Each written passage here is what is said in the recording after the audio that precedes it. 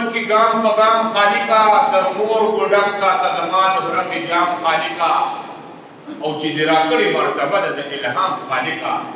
نو خپل خاص بنده دې کړم فکر وکړه عزیز صاحب داسې شخصیت چې نن د هغه په درنامې کې راټول شوي یو زه هغوی ته بلنه ورکوم چې راشي او نه پوهېږم چې موږ هغه ادا کړی شو بادام نه کړی شو په دې به هغوی خبره وکړي خو دا به دوام چې دا داسې عزت دی چې د دې ټولې پښتونخوا عزت دی چې کله دلته راشي ډېرو ملګرو کې مینې وکړې بله کله یې جمع شوې دا هغه ملګرو ډېره زیاته مننه کوم چې چا سګرټ راوړه چا هار راوړه چا څه پیرودونه وکړې موږ ډېره مننه کوو نو چې دلته راشي نو تاسو ټول په خپل خپل سیټ باندې لږې باقي نو صدیق اتفاق چې راشي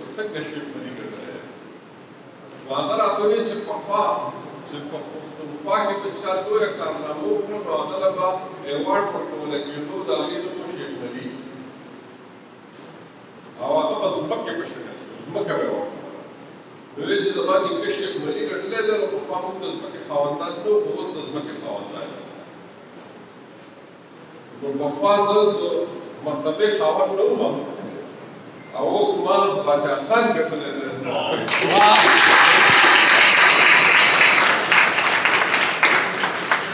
دا کاکا ما ته کومه ډالۍ راکړه دا ډېره درنه ډالۍ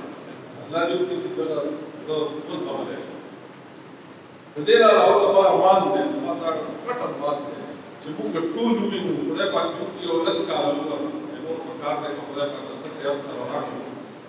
په دې چې لار او ترونه مې ټول د 3 شپېتو د 2 شپېتو د شپېته کاله په عمر کې وفات دی او زه ورته نږدې خو که چېرې خدای پاک مهلت راکړو زما دا ارمان دی چې زموږ بچي خپل اتلان وپېژني خپل نیکونه وپېژني ځکه چې زموږ د نیکونه ټوله دنیا پېژني په هندوستان یې 400 کاله حکومت کړی دی د پښتونخوا شملې ټول ورلسکه ساتلې ده خو زموږ بچي نه پېژني نو پکار دا ده چې موږ خپل نیکونه وپېژنو زموږ بچو ته پته شته چې صلاح الدین ایوبي څوک و طارق بن زیاد څوک و د هغې نه علاوه محمد بن قاسم څوک و خو هغې ته دا پته نشته چې حاجي صاحب ترنګزی څوک و باچا خان څوک و فقیر غیبي څوک و ملک احمد څوک و شیخ ولي څوک و هغې ته هېڅ پته نشته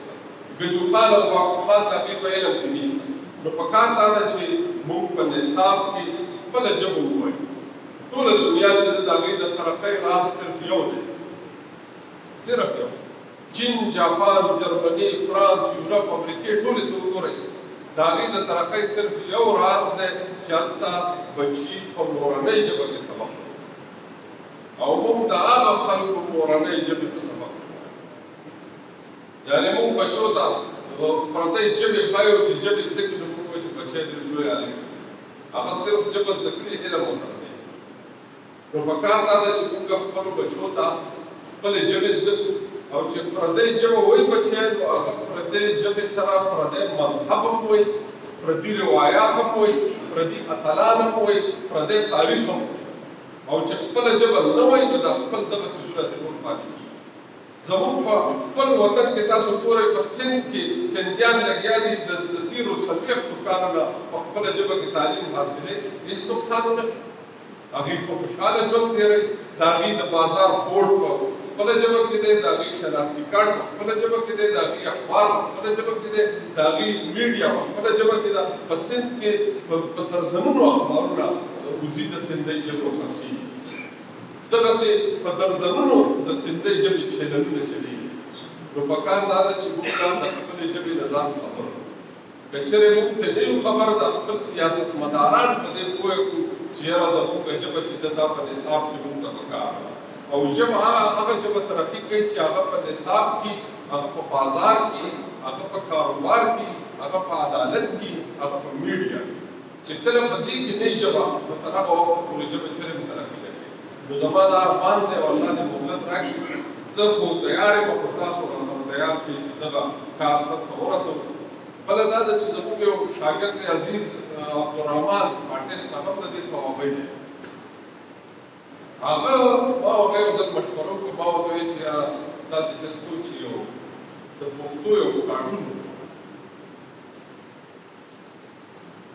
چې دا ماشومان چې دي دوی ته موږ د پښتو کارټونونو رواج شو هغه عجز بیا په خپلو خولو کې ډوب شو نور هغه په جلات محبوبه کیسه چې ده نو په هغې باندې هغه په خپل کیسس کې یو کارټون جوړ کړی دی په نېټ باندې به چېرته یم تاسو یې کتلی شئ زما دا ارمان دی چې موږ خپلو بچو ته په پښتو کې کارټونونه وښایو چې د دنیا نه یې خبر کړو چې یاره زموږ په دې دنیا کې څه روان دي او زموږ مشرانو څه کول نو زه خبرې ډېرې دي او تاسو ستړي شوي یم زه خبرې نه یم زه به شعرونه ووایم خو زما یو د هلکوالي د ورځو یو ملګری